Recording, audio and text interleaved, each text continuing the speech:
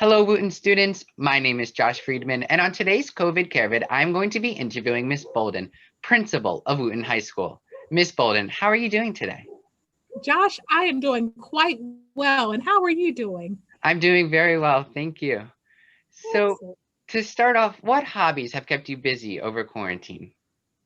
Oh my goodness, Josh. Well, one of my favorite hobbies is baking. So I have been cooking a bit and primarily, cakes and cookies, and that's probably not great. So I've also tried to counteract that with more walking. So I think I get a little physical activity, have a little something in the kitchen, which I love doing. And I think that those have been my primary hobbies over the course of this time. That sounds nice. Now, is there any advice that you have for students who are feeling stressed or overwhelmed during the pandemic? Yes, I think first and foremost, it's natural to feel stressed and overwhelmed during this time. There's just so much going on, and it's all very difficult and new to navigate. So, I think my best advice is to keep the lines of communication open and make sure that you're talking to someone and letting them know how you're feeling. Sometimes I think it's just important to say, I am just really feeling stressed today. And that a lot of times alleviates some of that stress.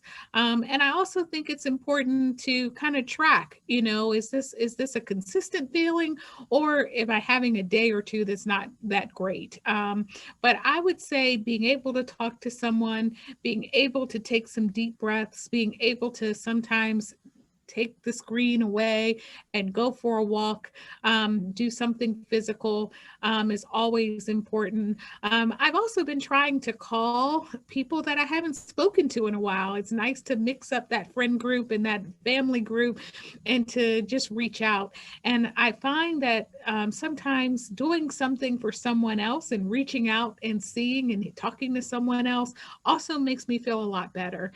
So that would be my advice.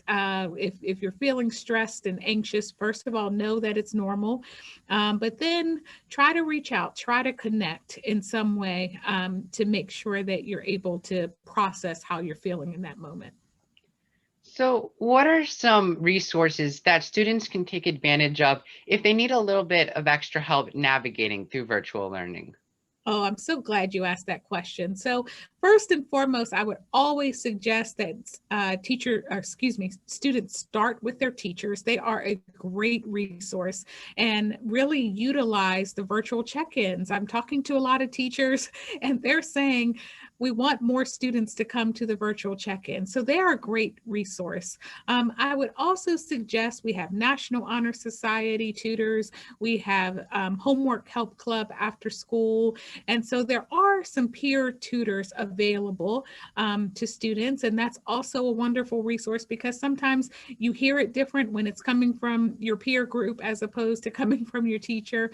But certainly take advantage of National Honor Society tutors after a homework club with Mr. Steinbach, and especially take advantage of teachers and asking them if they need a little extra support.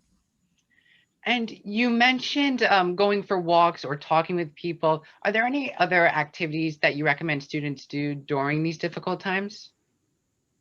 I think it's important that you find something to do. And I think it's important that you find a project, something that interests you, something that takes you outside of the normal day, whatever that is for you to do. I also have decided that there's some projects around my home that absolutely must be done.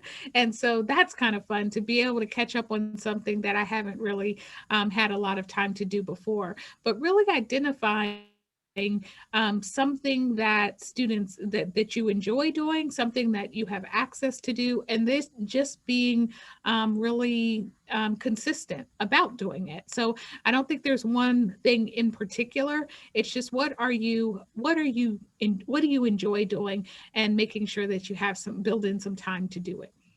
That's some really great advice. And last but not least, is there any additional information you would like to share with students regarding virtual learning? Yes, virtual learning it has a lot of rewards, and we're learning a lot about a virtual learning environment, even though we didn't expect we would need to. And there are some challenges with it. I would just say to continue to be patient, continue to have grace, continue to just know that sometimes the Wi-Fi is going to crash. Sometimes you're trying to upload an assignment and it's not going to work the way you want it to. Sometimes things go wrong, and sometimes it's really hard to spend 4 hours plus on the screen all day. So know that we all are feeling it, and we all are adjusting the virtual learning. You're not alone, and it's really important that if you're struggling with it, that you let your teacher know, you let your counselor know, let your friends know, your parents know, so that we can help you with it. But I think it's just really important to know that we're all learning. We're all trying to understand how to make it better. And in that, it's just important that we don't get too hard on ourselves or each other when things don't go exactly according to plan. Well, thank you very much for your time and for being a part of COVID CareVids. Thank you, Josh. It's been my pleasure.